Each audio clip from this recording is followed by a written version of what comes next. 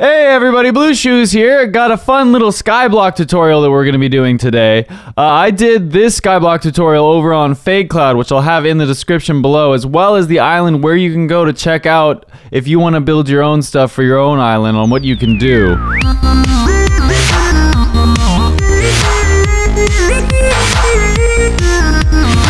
There's two options. There's the original classic, which is just a regular old island, and then there's this FadeCloud option, which has some extra little tiny things to it, like a little nether area over here with some lava and some other things that you can start out with, which is pretty cool. And then you start out with a chest as well, which has some ice for water and a couple other things to get you started, which helps you out so that you can start making your island level a little bit higher.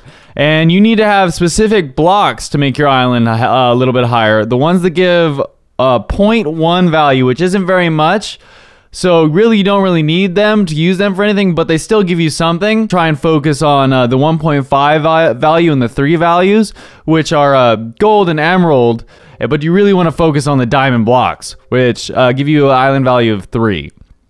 Now, what you want to do to get started with what you had is make a Cobble Generator. Now, this is a really simple one that doesn't use any redstone, since there are some redstone mechanics that have been disabled on this server. So this one is really nice and easy to build. What it is just an offset lava and water, where the water goes down one further, and then it just spawns in a set of 3 cobble every tick. So you just sit here, and then you just mine off on this cobble with a diamond pick like so, and then it just comes back, and you just keep doing that until you have enough cobble to just expand your island so you can build bigger, cooler things, which can get you more money. Now, one of those things that you can do is a Netherwart generator. This one's pretty complex because it automatically will flush out all of the netherwart down to the bottom so you can collect it all. You still have to replant it and wait for it, which takes a really long time, but these are a pretty good way to make some money. So if you want a quick, well, not too quick, but an easy way that you can just wait for that will eventually get you a good amount of money, those are good. The next best option is a Cactus Farm. It's not as good as pumpkins, but it's something that you can do with a lot less money and needs to be able to do it. So Cactus is a really nice one to start out with when you're trying to find a way to make more money on SkyBlock. It's pretty easy. All you need to do is have any sort of stationary block that won't move. Right now I have glass. Cobble will work. Anything will work. So that it'll look however you want it to look. And then you just have to have a sand on top and then a cactus on top of that. And then next to the cactus, on one side or both if you're OCD, you just need to have either a glass pane or a fence of some sort that will just make it so that whenever the cactus grows one more up, it just pops off, because that's how the cactuses work. And they don't need any light or anything special. The next thing that you want to do when you really finally get to a point where you want to make a lot of money is a pumpkin farm. There are 3 different types of pumpkin farms that you can do on your own. This one right here, the first one, the type 1 farm, is what has been done on this bigger farm over here. It's a nice one because it's pretty cheap and it's efficient if you build it really well in a nice space, but it doesn't make the most that you could make off of it. The next one is a super cheap one that we have over here, where you just have water coming down. This one is super cheap, but it's not as effective. You don't get as much pumpkin as the first one. But if you're tight on money and you want to just get started, this one is a good one for that. And the most efficient one is this one right here that has hoppers and droppers that interchange a block of some sort so that it keeps it loaded. And then it has these hoppers down here to collect everything with the redstone, so that whenever a pumpkin gets loaded up from it being spawned, not with this one over here because I don't have a piston behind it, but when one of these other 3 a pumpkin loads in front of it, it will automatically trigger the piston behind it because of these comparators. So it makes it really efficient and fast, but it is way more expensive. The comparators are expensive, the sticky pistons are expensive, it takes a lot more, and the hoppers are expensive too because you can't craft them on this server.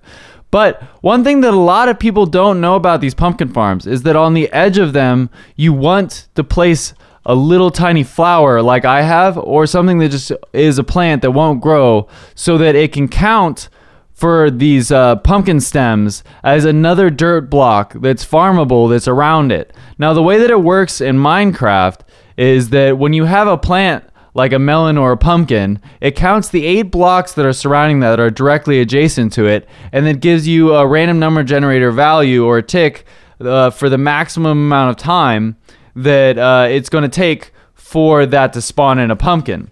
Now, when you have more available dirt blocks, it makes that maximum amount of time a lot shorter. So adding in that extra flour on the edges actually makes all of the pumpkin farm a lot faster. So that's a really good trick to make sure that you have it more efficient.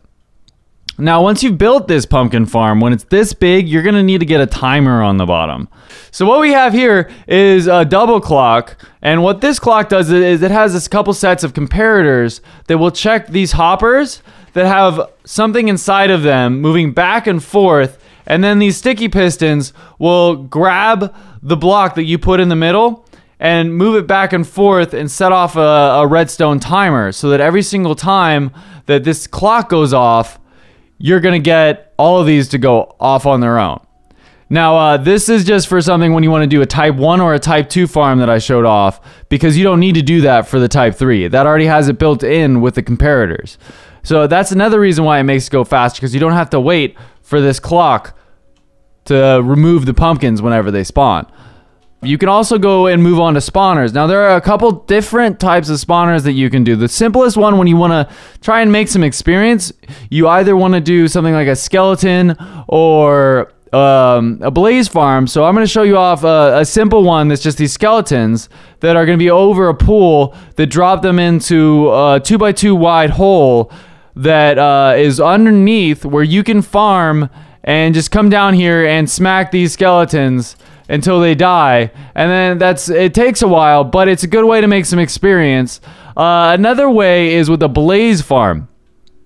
Now, with the blaze farm, it's a little bit different because you're gonna want to have them line up and fall down into a line instead of just a little 2x2 square. Because of the way that they fly, this just makes it the easiest. This ZP farm is fine for just making a lot of money with gold nuggets. So what happens with this is you want to sit in the middle area up here while this entire chunk loads out this area so that these zombie pigmen spawn out of these spawners.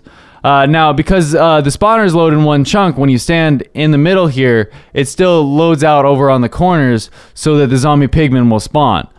Once they go into this pool and drop down in that 2x2 in the center, so you want to make sure that it goes down at least 23 blocks in height so that when they fall down, they die from the drop height damage. The last type of farm that you're going to want to do in most Skyblocks is an iron golem farm. Now, this one doesn't make as much money as a zombie pigman. You're going to want to probably focus on those with the way that this server is set up.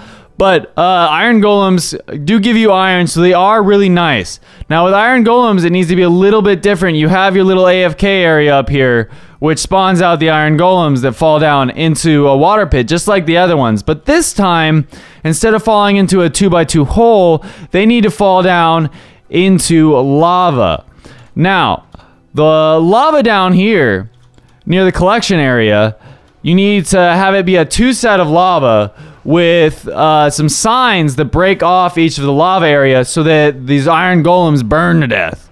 So when after they burn to death, they're going to fall into these hoppers down beneath, and then you're going to be able to collect them.